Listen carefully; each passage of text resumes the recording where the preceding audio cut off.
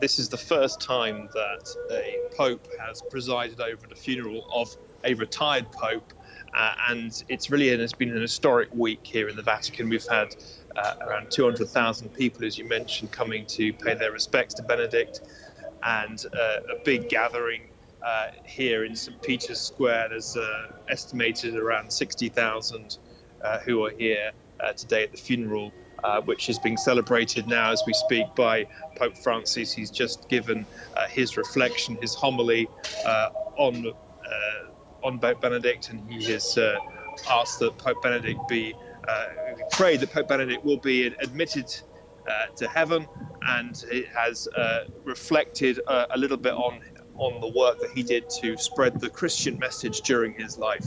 Mm-hmm. Now, Christopher, how will this funeral differ from others held for popes in the past?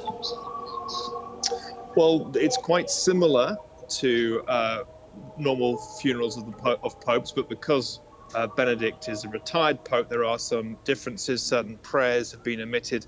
There are far few leaders of the world here. Only Germany and Italy were invited to send official delegations. But in many respects, it is similar to a papal funeral as well. The Pope has been buried in three caskets. He's been buried with his pallium, which is a symbol of his authority, and with a summary of his pontificate, and also with the coins and medals that were minted during his time as Pope. So some of the traditions have stayed, but there are some differences.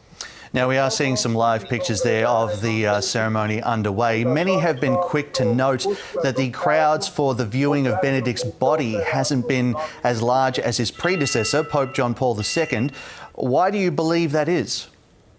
Well, I think partly down to the fact that Benedict resigned. In 2013, there was a big outpouring of, we could say, grief or farewell to Benedict when he stepped down, and therefore the death has been a bit more of a subdued and somber occasion. We haven't seen the numbers that we saw in 2005 for John Paul II's funeral, when around 4 million were in Rome.